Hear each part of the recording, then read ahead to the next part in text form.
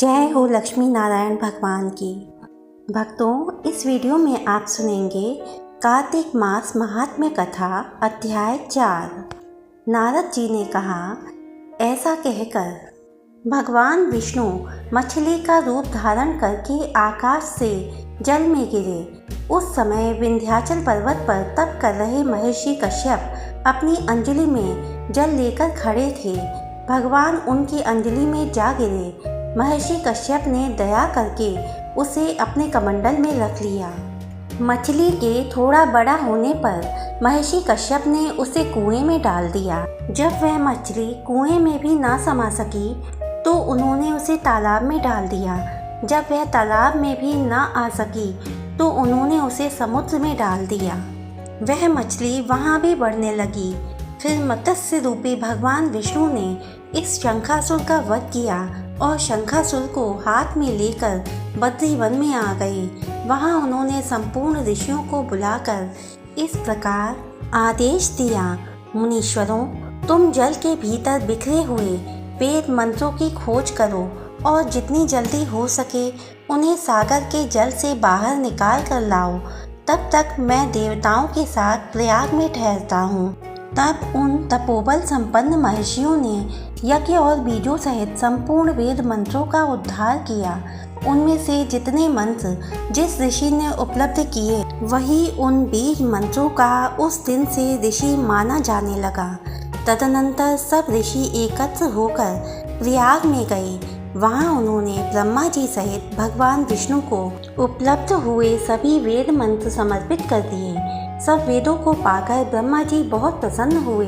उन्होंने देवताओं और ऋषियों के साथ प्रयाग में अश्वमेध यज्ञ किया। यज्ञ समाप्त होने पर सब देवताओं ने भगवान से निवेदन किया, देवाधिदेव जगन्नाथ, इस स्थान पर ब्रह्मा जी ने खोए हुए वेदों को पुनः प्राप्त किया है और हमने भी यहाँ आपके प्रसाद से यज्ञ भाग पाए हैं। अतः यह स्थान पृथ्वी पर सबसे श्रेष्ठ पुण्य की वृद्धि करने वाला एवं भोग तथा मोक्ष प्रदान करने वाला हो। साथ ही यह समय भी महापुण्यमय और ब्रह्मघाती आदि महापापियों की भी शुद्धि करने वाला हो तथा तय स्थान यहाँ दिए हुए दान को अक्षय बना देने वाला भी हो, यह वर दीजिए।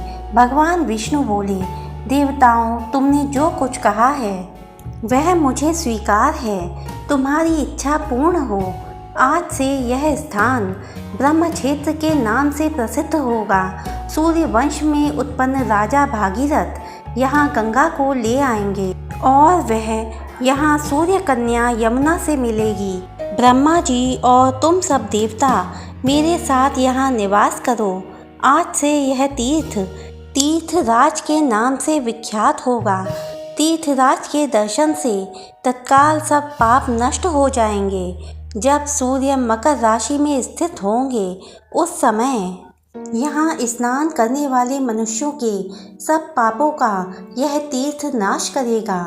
यह काल भी मनुष्यों के लिए सदा महान पुण्य फल देने वाला होगा।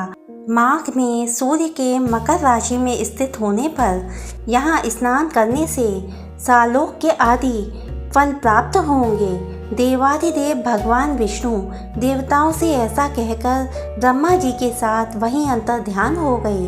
तत्पश्चात इंद्रादि देवता भी अपने अंश से प्रयाग में रहते हुए वहां से अंतर ध्यान हो गए। जो मनुष्य कार्तिक में तुलसी जी की जड़ के समीप श्री विष्णु का पूजन करता है वह इस लोक में संपूर्ण भोगों का उपभोग करके अंत में बैकुंठ धाम को जाता है। जय हो लक्ष्मी नारायण भगवान की।